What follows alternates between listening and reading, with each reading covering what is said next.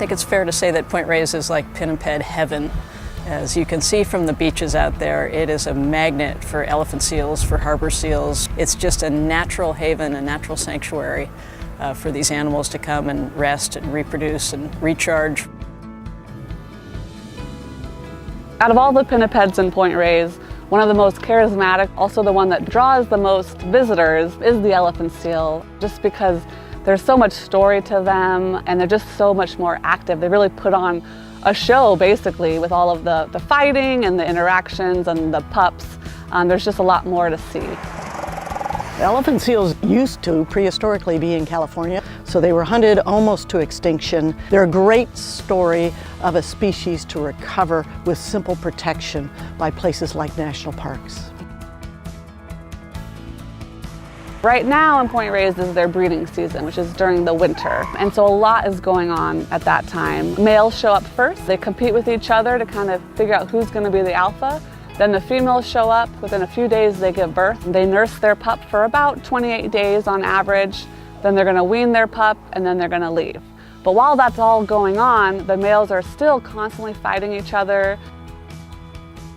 We study elephant seals and we monitor them. That means we study them year after year and we put that data together so we can understand what's the trend of the population. Is it going up?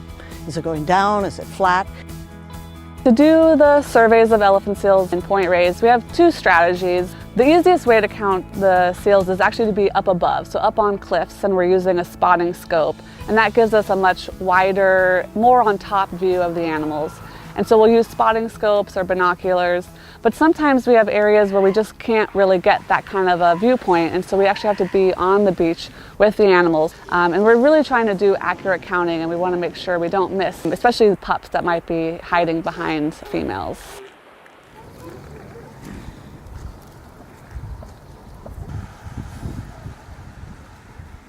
So another part of our monitoring process is tagging the weaned pup. And a weaned pup is what the word sounds like, a pup that has been weaned, so the mom is no longer nursing it. And so now it's off on its own, away from the harem. And so we're going to go and try to apply a flipper tag. And we wait for that to happen because we don't want to interrupt that bonding process or the nursing process between the mom and her pup.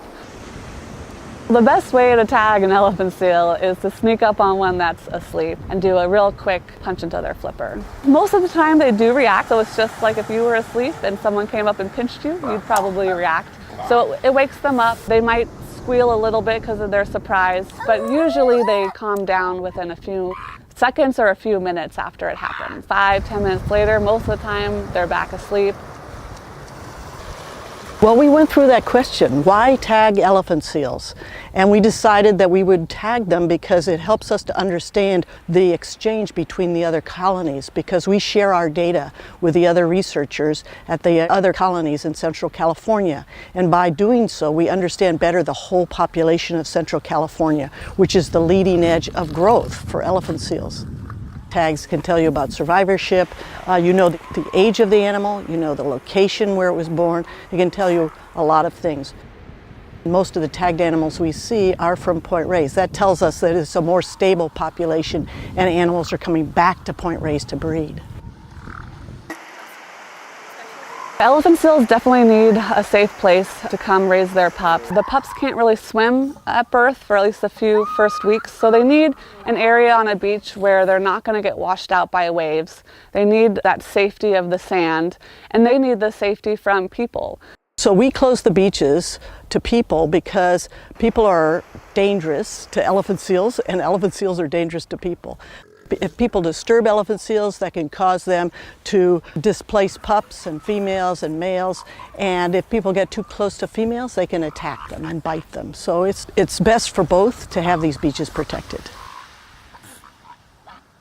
As biologists, we do need to go into the colony where most people can't access, but we are trained to recognize for animal behavior. Also, we know how to act around them. So we know when to keep our distance and when we could maybe get in a little bit closer. So we're trained to really make sure that we are not causing any disturbance that is not necessary.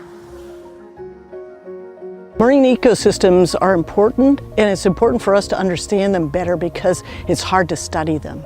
And so we may know a bit about the surface of the ocean, but not much about the deep ocean. And elephant seals are the bridge between the surface and the deep ocean because they dive so deep. And when somebody goes to the beach, they just see the ocean's surface. They don't understand the depth of it. When you look at an elephant seal and you think, this animal's dove a mile underwater. What is it seeing down there? How can it stay down there for an hour and a half? So understanding the ecology of national parks is vital to what we do. It's vital to what I do as a park manager. When I'm making decisions about how we're going to manage the park, how we plan for the future, how we ensure these animals are here for future generations to enjoy, how we protect people today, understanding what's going on the ground with the wildlife is absolutely critical, and that's what inventory and monitoring does for us. The inventory and monitoring program is not a new concept. It evolved over 20 plus years in the Park Service, but we're the leaders of many agencies in implementing it. And the data that we're getting back is already being used to help us to be better stewards. It's a fantastic program. It's a model for the nation. And we do it with little money and a lot of leverage with partners and friends and citizen scientists and volunteers. Everybody's a steward.